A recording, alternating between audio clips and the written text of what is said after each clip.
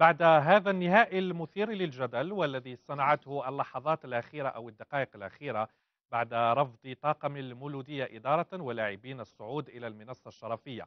الحديث تزايد عن هيبة الدولة التي ضاعت تحت أرجل اللاعبين، ثم عن هذه العقوبات التي يصفها البعض بالصارمة، في حين يقول البعض الآخر بأنها ربما كانت قاسية وظالمة.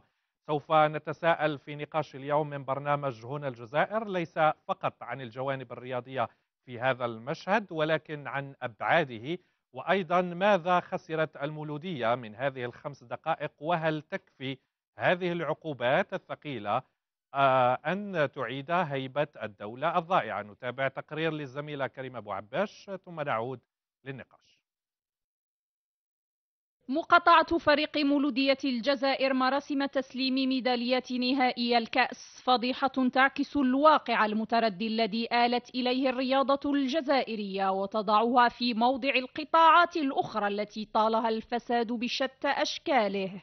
لكن هل لهذه الواقعة المسيئة لأعرق نادي رياضي جزائري والمهينة لرموز الدولة خلفياتها السياسية بالنظر إلى توقيتها المتزامن مع غياب رئيس الجمهورية الذي تساند المولودية ترشحه لعهدة رابعة؟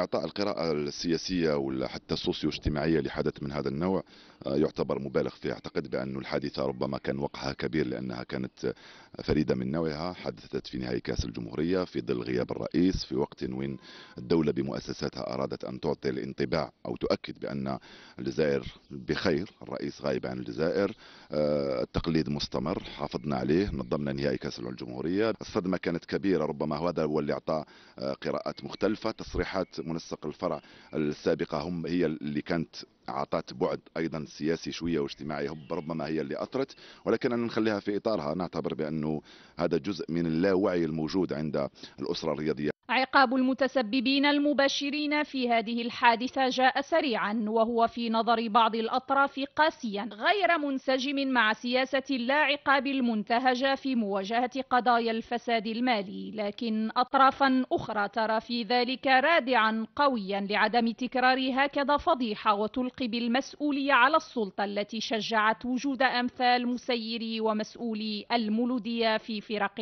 رياضية. العقوبات كانت ردعية، يعني الرابطة الوطنية لجأت إلى مثل هذه العقوبات القاسية حتى تكون درسا أو عبرة للآخرين. عقوبات أعتقد بأنها كانت منطقية في ظل الفراغ القانوني الموجود على هذا المستوى، لأن المشرع أو الجمعية العامة للاتحادية أو الذين وضعوا قوانين الجمعية العمومية لم يأخذوا في الحسبان بأنه يأتي يوم ويحدث تصرف مثل هذا. المسؤولية الأولى والأساسية ترجع لمؤسسات الدولة التي ربما فسحت المجال للكثير من الشخصيات والكثير من الأطياف في هذا المجتمع أنها تدخل مؤسسة من هذا النوع من حجم فريق مولودية العاصمة. أقول بأن الأمر ينطبق على الكثير من النوادي في الجزائر، والأمر ينطبق على الكثير من الجمعيات في الجزائر.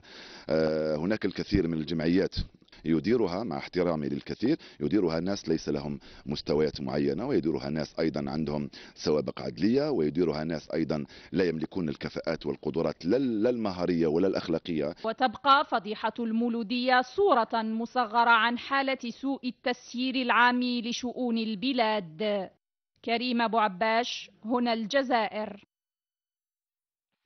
ولمناقشة هذا الملف أسعد بأن يكون معي في برنامج هنا الجزائر اليوم السيد عبد القادر ظريف، وهو الرئيس الأسبق لفريق مولودية العاصمة وأحد الوجوه الرياضية البارزة، وأيضا الأستاذ مراد بوطاجين الإعلامي الرياضي البارز، وأيضا الأستاذ الجامعي. مرحبا بكما. وربما أبدأ معك سيد ظريف. حالة المولودية الآن الجميع يتحدث عن المولودية، سواء كان عنده اهتمام بالرياضة أو ليس لديه اهتمام بالرياضة ولم يتابع أصلا نهائي الكأس، لأنه القضية أخذت أبعاد خطيرة وكبيرة. أولا نأخذ تعليقك على هذه العقوبات، هل ترى بأنها كانت كافية من أجل إعادة هيبة الدولة التي يقال بأن تصرف بعض الأشخاص المحسوبين على المولودية أساءوا لها؟ بسم الله الرحمن الرحيم. على كل حال كتر خيركم هذا مرحبا بك.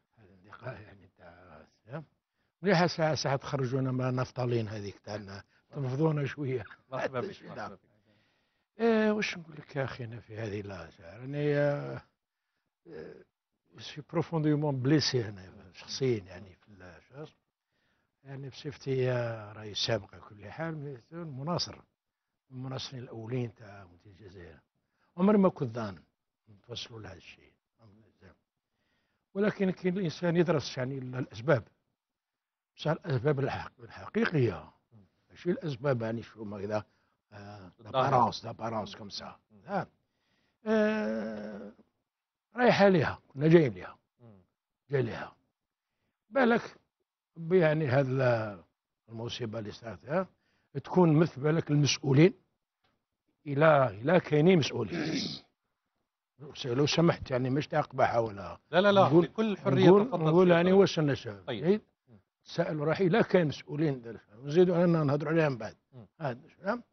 المهم يعني هذا الفرصه هذه المصيبه اللي صارت توصل هذا المسؤولين الى مسؤولين يفكروا ويخموا يعني وين وصلوا الرياضه الجزائريه والشبان الجزائريين. هذه بقى تشوف يعني معجبه. طيب كان عندي البارح كان ضيفي عمر بطروني، شفته نعم، وقال بانه هادو لاعبين ربما ما نحاسبوهمش بقدر ما نحاسبوا المسؤولين عليهم، لانه هذا المسؤولين وانت كنت في موقع مسؤوليه في هذا الفريق. انا نروح بعيد، يقول لك لا يحترمون العلم الوطني، ماهوش الهدف هو رئيس حكومه ولا وزير، ولكن العلم الوطني. اسمح لي ليش هذه كما احنا نقولوها من جوايه هنا جوايه تيرتين، هذه سبعه اللي اندارت الجمهور الجزائريه سقله كما يقولوا هنا في الجزائر. هذا وشكون اللي دار السقله هذه؟ يعني ناس شبان اللي تربوا ورضعوا، صح؟ شكون اللي وصلهم لهذا الشيء؟ هذو ما خرجوش هكذا، ماهوش دي زومبي هذه لا. وسا يعني نظن معاك في هذه الحصه هذه يعني نروحوا شويه بعيد نناقشوا على وصلنا لهذا الشيء. طيب راح نفصلوا في الامر، ولكن مراد